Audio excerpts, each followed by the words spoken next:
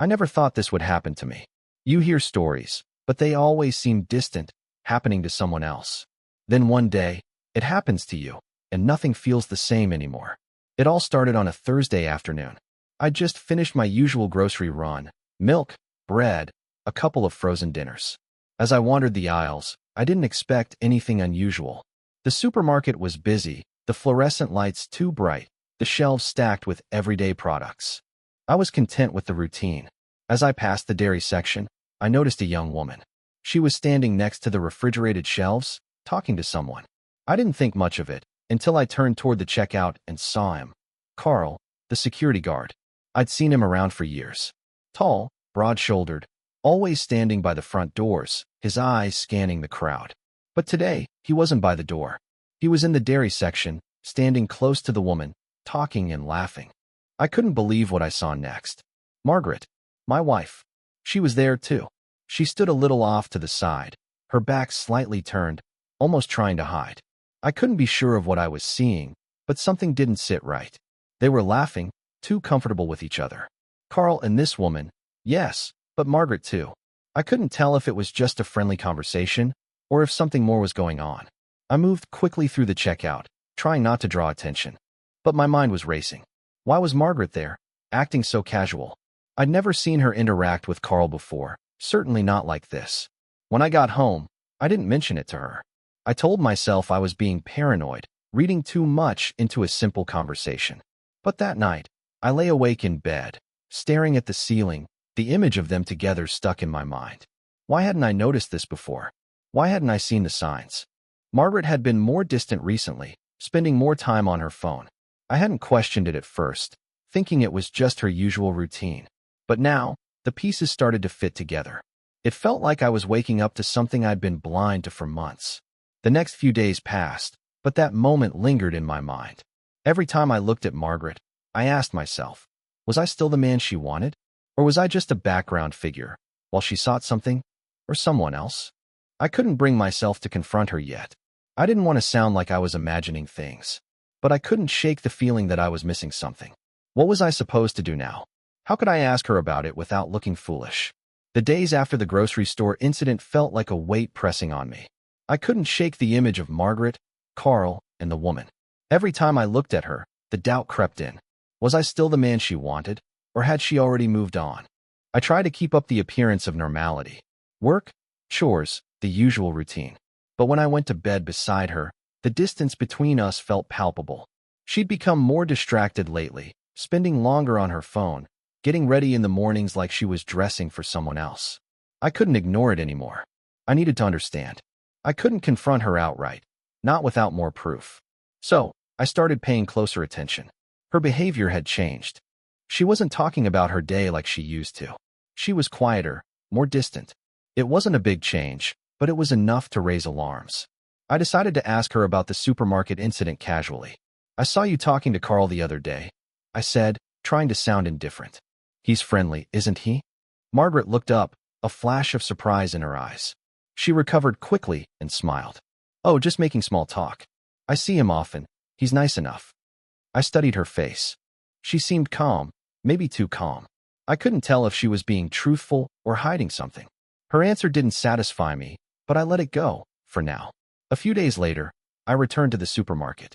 I wasn't sure what I was hoping to find, but I needed to see Carl again. I walked through the aisles, trying to act natural. Then I saw him. He was near the dairy section, talking to a manager. Nothing seemed out of the ordinary, but I couldn't shake the feeling that something was wrong. I didn't get any answers that day, just more uncertainty. Carl was just doing his job, nothing more. But the nagging feeling stayed with me. What if I was missing something? That night, I couldn't stop thinking about it. I knew I had to confront her soon, but I didn't want to be the paranoid husband accusing her without real proof. But then, my curiosity got the better of me. I decided to check her phone. I hated myself for it, but I needed to know. When I looked through her messages, I didn't find anything at first. Then, I saw it, a message from Carl. See you later tonight? Same place? My stomach dropped. I didn't know what it meant, but I knew it wasn't innocent. I felt betrayed, but I wasn't sure what to do. Confront her? Ignore it, and pretend nothing was wrong? I couldn't shake the feeling that my life was about to change forever. I wasn't ready to face it, but I couldn't pretend I didn't know. The days after finding that message felt like I was living in a fog. Every time Margaret walked into the room, my heart would race. I had seen the message. I knew something was happening, but I didn't have the courage to confront her yet. The truth seemed too painful to face. I didn't mention the message to her. I couldn't. The silence between us grew, thick and suffocating. She seemed to sense it, too. Maybe it was my coldness, or maybe she was avoiding me on purpose. Either way, we didn't speak much. I began to notice small things that made my suspicion stronger. She'd come home later than usual, sometimes with a faint scent of perfume that wasn't hers. It wasn't enough to accuse her of anything outright, but it was enough to make my stomach churn. One evening, I decided to take a different approach. I waited for her to leave for an errand, then I drove to the supermarket again, hoping to see Carl. This time, I wasn't just wandering the aisles aimlessly. I was looking for answers. I found Carl near the entrance, standing by the security desk. He didn't seem to notice me at first, so I watched him for a moment. He looked just like he always did, stoic, unremarkable. But this time, something felt different. I could feel my pulse quicken as I thought about the text I had found, about Margaret's behavior, about everything I had been ignoring for months. I walked past him casually, pretending to browse, but my mind was racing. What was he to her? Why had she been meeting him? I didn't know how long I stood there, caught in my own thoughts, but when I looked back, Carl was watching me. His gaze wasn't angry, just curious. I quickly turned and left, my head spinning. I drove home with one thought repeating in my mind. I had to confront her. That evening, Margaret returned home just as I was preparing dinner. I couldn't look her in the eyes. She sensed something was off. "Is everything all right?" she asked, her voice tentative. "You seem distant." I couldn't answer right away. My mouth was dry. I had to say something, but the words stuck in my throat. I finally spoke, my voice low. "I know about Carl." She froze. The color drained from her face, and for a moment, neither of us spoke. It was like the air had been sucked out of the room. Then, she shook her head quickly, as if denying it could make it go away.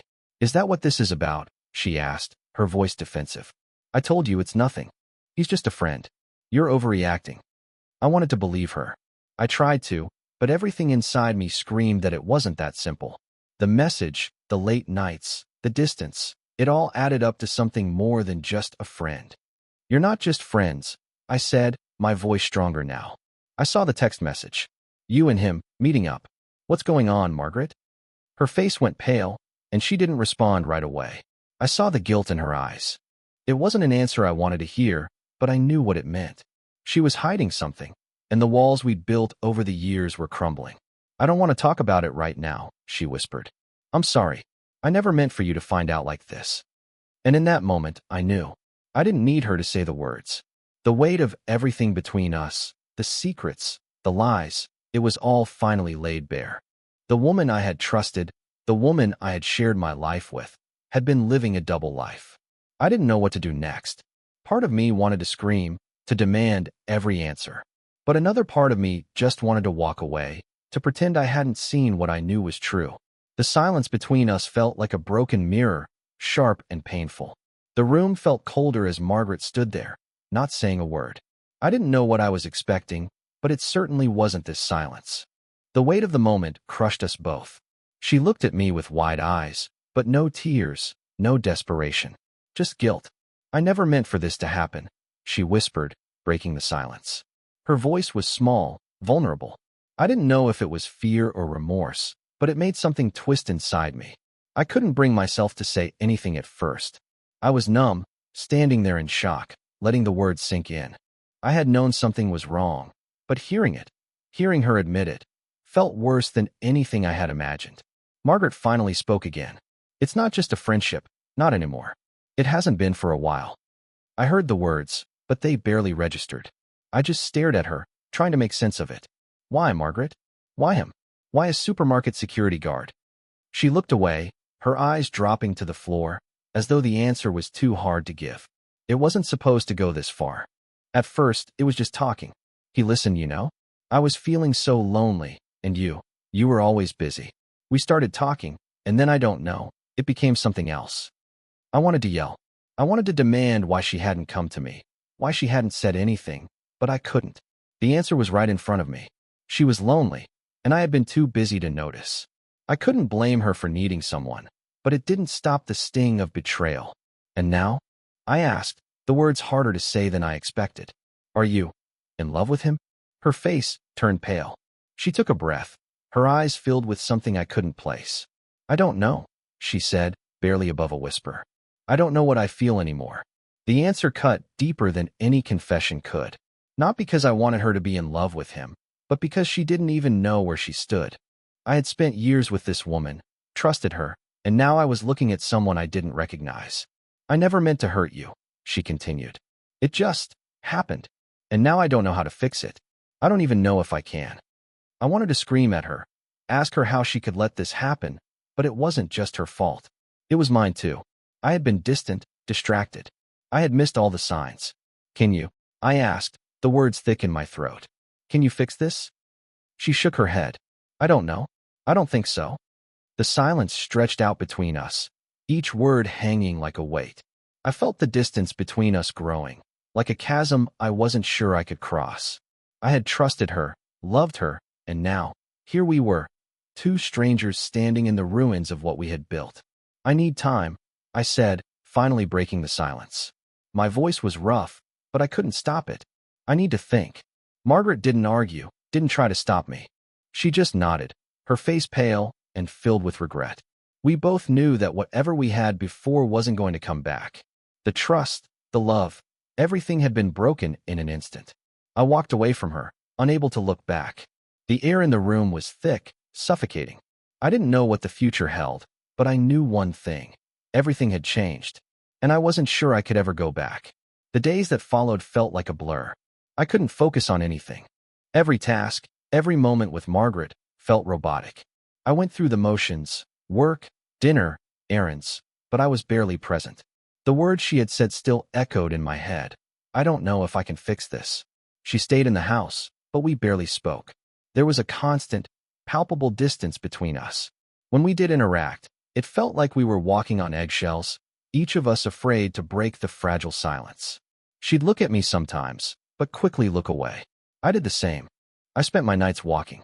I couldn't sit still, my mind racing with thoughts I couldn't control. What went wrong? How had I missed it? I had loved her, trusted her, but now I couldn't shake the feeling that I didn't even know the woman beside me. I thought about Carl often. I thought about their conversations, their meetings, everything I had been blind to. It wasn't just the betrayal, it was the secrecy. It was the realization that, for who knows how long, she had been living a life that I wasn't a part of. One night, I returned home after a long walk to find Margaret in the kitchen. She was staring at the counter, lost in thought. When she heard me come in, she didn't turn around immediately. There was a long pause before she spoke. I don't know what to say anymore, she whispered, almost to herself. I'm sorry for everything. I didn't know how to respond. The apology felt hollow, as if it couldn't undo the damage that had been done. Her words weren't enough to fix what had been broken. She didn't owe me an apology, though. What she owed me was honesty, and that had been stolen from me. I sat at the table, my hands wrapped around a cold mug of coffee. The silence stretched between us again. Neither of us knew how to fix this. I don't know if I can forgive you, I said quietly, finally breaking the stillness. The words tasted bitter. I don't know if I can ever trust you again. She didn't argue. She didn't try to defend herself. Her face was pale, eyes filled with regret, but it wasn't enough. It couldn't erase the months of deception, the way she had turned away from me and leaned into someone else. I never wanted this, she said, her voice barely a whisper. I didn't mean for any of this to happen. I wanted to shout, to tell her how it felt to be the one left in the dark, to feel like the foundation of everything we'd built had just crumbled beneath me. But I couldn't. There was no anger left in me, only exhaustion. The hurt had settled into a dull ache that didn't go away, no matter how much I tried to ignore it. I didn't know where we were going from here. Should I stay and try to rebuild? Should I leave? The idea of walking away from everything was unbearable, but staying felt like I was only prolonging the inevitable. I didn't know how to move forward, but I couldn't stay where we were.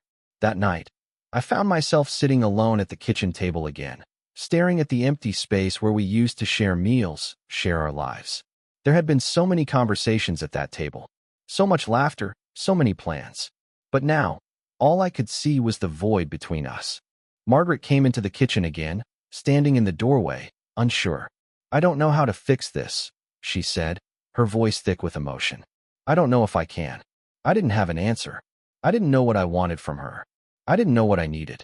Maybe time, maybe space, maybe distance. But nothing could erase what had happened. I had trusted her, and that trust was gone. "I need time," I said, almost to myself. "I need to think." She nodded, her eyes filled with regret. But it wasn't enough. There was nothing she could say to make this right.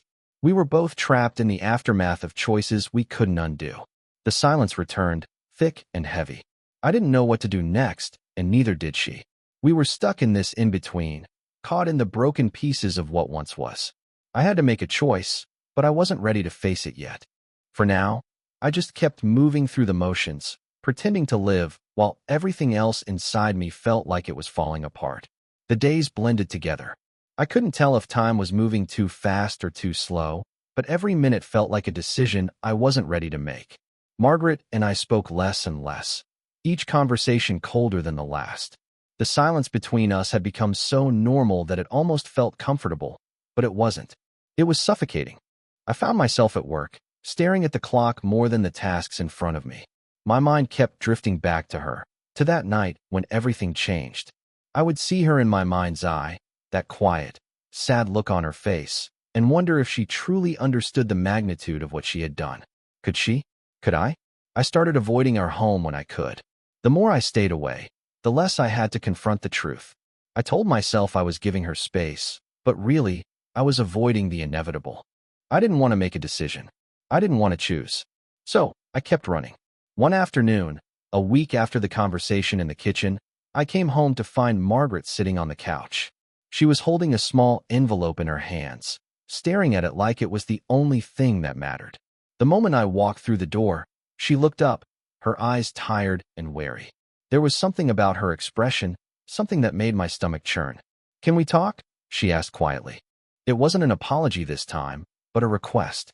She was waiting for me to sit down. I didn't want to. I didn't want to hear what she had to say, but I knew I had no choice. I sat down slowly, avoiding her gaze. I couldn't make eye contact without feeling like everything was crashing down around me. "I'm leaving," she said, her voice barely above a whisper. The words hit me like a punch to the gut. I wasn't prepared for that. I had expected the conversation to be about us, about trying to fix things, about her begging for forgiveness. But instead, she was making a decision that I hadn't been ready to make. "You're leaving?" I repeated, my voice hoarse. The words tasted wrong in my mouth. She nodded, her hands still clutching the envelope. "I can't stay here anymore. I know I've hurt you, and I've made things worse by staying silent. I thought maybe I could fix it, but I can't. Not like this." I didn't know what to say. It was the last thing I had expected. I had imagined that, eventually, we would talk it out, that somehow we'd figure it out. But now, here she was, giving up. "What about us?" I managed to ask. "What about everything we've built?" She looked at me, her eyes filled with a quiet sorrow. "I don't think we can go back, not after everything that's happened. I thought I could make it work, but I've hurt you too much. I can't stay here and pretend that things are okay. They're not." I stared at her, trying to make sense of it. The woman I had spent 30 years with was standing in front of me, talking about leaving, talking about giving up. I felt a mix of disbelief, anger, and something worse, relief. Relief because, in some twisted way, I knew we couldn't go back. Relief because maybe this was the final thing I needed to move on. "I don't know what to say," I said finally, my voice shaking. "I never wanted this. But I can't keep living like this, either." Margaret's face softened, her eyes brimming with tears, but she didn't cry. She just nodded, as though she understood that there were no easy answers here. "I'm sorry," she whispered. "I never meant to hurt you. I thought I could fix it, but I can't.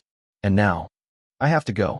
I sat there, frozen, the weight of her words settling on me like a heavy blanket. She was leaving. The woman I had loved, the woman I had shared a life with, was walking away. And as much as I wanted to stop her, I knew I couldn't.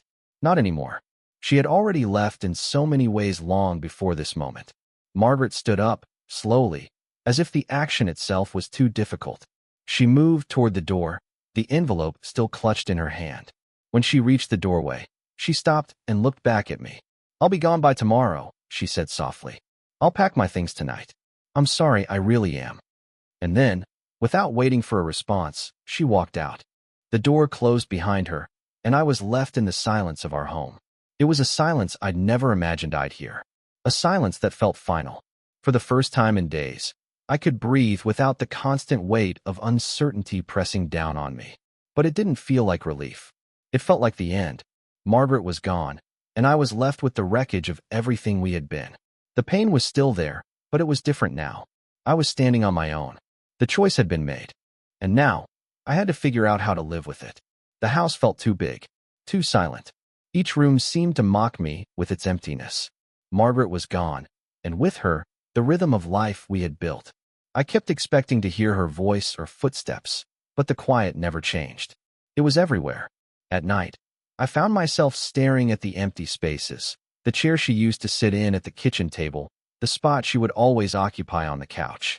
The house had been our home for years, but now it felt like a shell, hollowed out by absence. I couldn't focus. I tried to keep myself busy, but the smallest tasks only made the silence worse. I cleaned, rearranged, did anything to avoid thinking about the fact that she wasn't coming back. But no matter what I did, the house was too still. Her absence lingered like smoke in the air. I started walking, long, aimless walks, just to get away from the house. But even the streets felt empty. I couldn't escape the weight of what had happened. No matter how far I went, I kept circling back to it. Margaret, Carl, the lies, the final goodbye. One day, I found myself in the garage, standing in front of a shelf full of old boxes. They hadn't been touched in years, buried beneath years of forgotten clutter. I pulled out one of the boxes. It was filled with mementos from our life together, photos, letters, things we had kept tucked away, not realizing they would become relics of the past. I opened the box, my hands shaking. Inside were old photos from our wedding day, a dried flower from her bouquet, and a scrap of paper with our first dinner reservation. These small, fragile things were now reminders of something I couldn't undo. I thought about the time before all this, the hope we had shared, and wondered how we'd ended up here. I lingered on one picture, of us standing under the oak tree in the garden, smiling, both so young, so certain. It hit me hard. That person, that couple, didn't exist anymore. I could barely recognize the people we had become, let alone the life we had built together. I sat down, surrounded by memories. It felt as though I was holding on to someone who was no longer there. Every item, every picture, felt like a betrayal. She was gone, and I was left with these objects that no longer held the same meaning. They were just remnants of a life that couldn't be saved. As I sat there, I realized something. Despite everything, I missed her. I missed the woman I thought I knew. The one who had shared everything with me, who had been there through thick and thin. Even after the lies, the betrayal, I still missed her. I wondered how long it would take to stop feeling the weight of that absence. Would it ever go away? I drank more than I should have that night. A glass of whiskey turned into 2, then 3, as I sat in the empty living room, lost in thought. I had always believed that time healed all wounds, but now I wasn't sure. Would the pain ever fade? Could I forgive? Could I ever trust again? The thought of Margaret moving on without me, of her starting over, twisted in my gut. She had made her decision, and I was left picking up the pieces of a life that had been shattered. The man I was before, the one who trusted and loved, was gone. The question now was who I was supposed to be next. The silence was unbearable. I didn't know how to move forward, but I couldn't go back. The house was still, but my mind raced. Tomorrow, I would face another day in this emptiness, but tonight, I was just trying to survive it. Days felt like an endless blur. The house was too quiet. Every morning I woke, the silence hit me like a cold wave, reminding me Margaret was gone. I couldn't escape it. No matter what I did, cleaning, working, small tasks, it didn't change the emptiness. I spent a lot of time outside, walking. The world around me kept moving, but I felt detached, like I was living in a world that didn't belong to me anymore.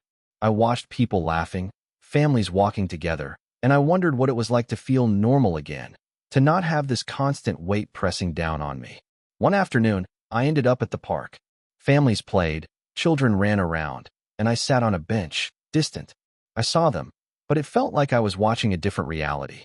I wondered if I'd ever get back to the life I had, or if this emptiness was my new normal. Then I saw Jenna. She was with her husband and kids, but excused herself to come over. "You look like you've been through a lot," she said, offering a soft smile, like she could see right through the facade I'd been trying to put up. I didn't know how to answer. There was no pretending. I hadn't figured it out, hadn't healed. "I'm still figuring it out," I managed to say. "I get it," she said quietly. "But if you need someone to talk to, you know where to find me." I nodded.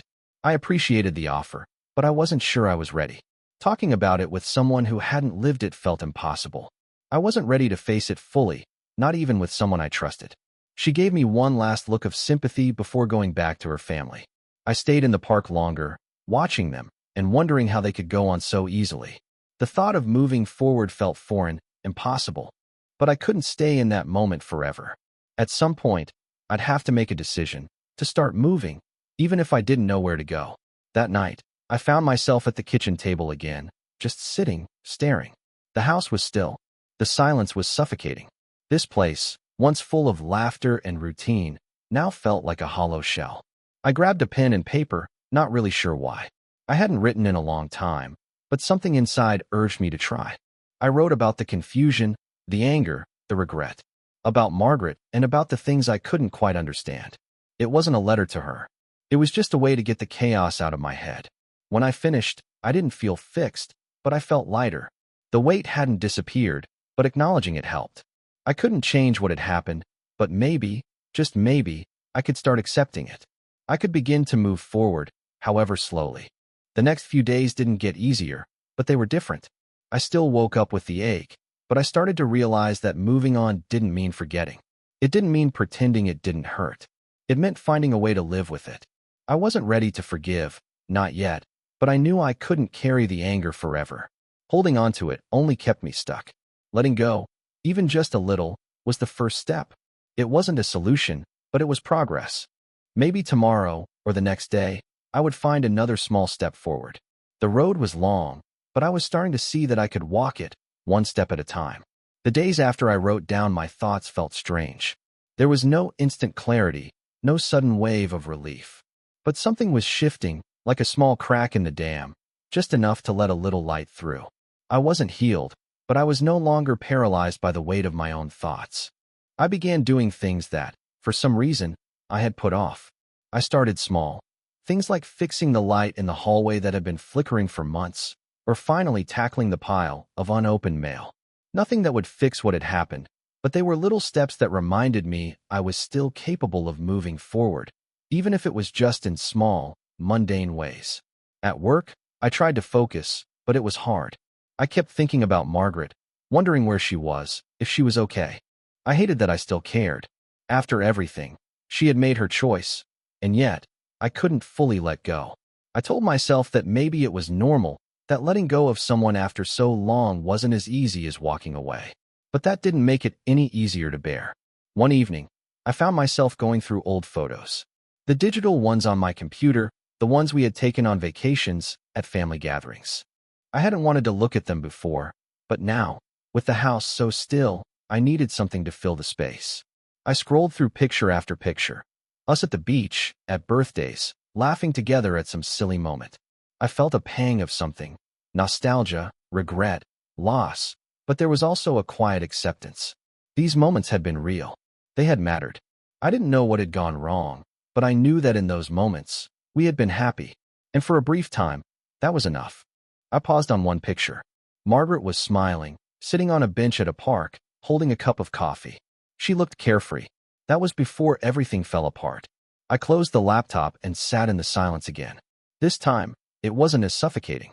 It still hurt, but it wasn't consuming me the way it had. I was learning to live with it.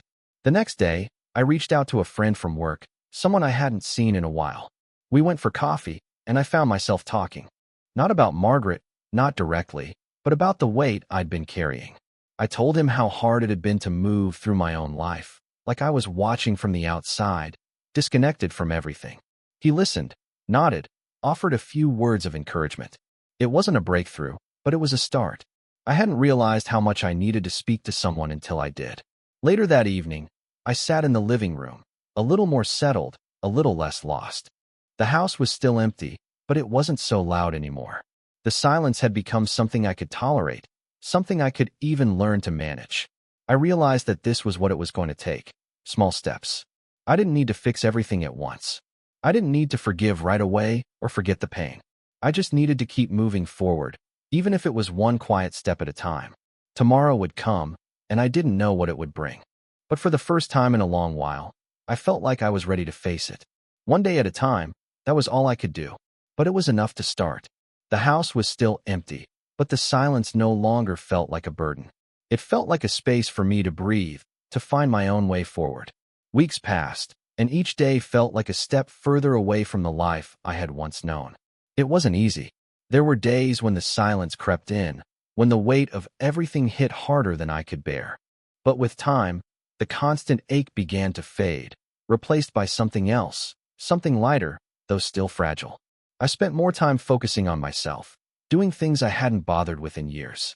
I went to the gym, cleaned out the garage, even started cooking new meals for myself. These small routines, these simple acts of taking care of myself, became the foundation of my day. They didn't fix everything, but they gave me a sense of control, a reminder that I was capable of moving forward. At work, I began to reconnect with colleagues.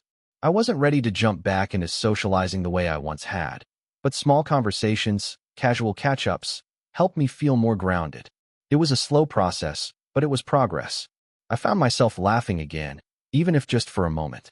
And for those fleeting seconds, the weight I carried didn't feel so heavy. I continued to think about Margaret.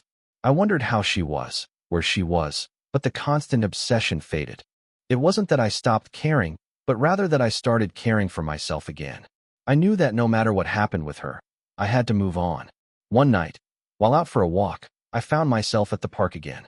The place that had once felt like a reminder of everything I had lost now felt different. It was quiet, peaceful, and as I walked along the path, I realized I wasn't holding on to the past so tightly anymore. I was still healing, still figuring things out, but I had made progress. The pain didn't define me anymore. I sat on a bench, watching the stars begin to show through the dark sky. I thought about the person I was becoming.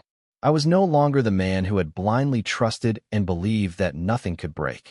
I had been forced to confront the truth about Margaret, about myself, and about life. And though it hurt, I knew that truth was what would allow me to rebuild.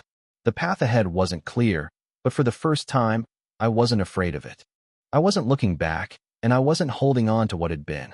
I was letting go, bit by bit, and learning to trust again, not just others, but myself. I wasn't healed, and I didn't have all the answers. But I was okay. And that, for now, was enough.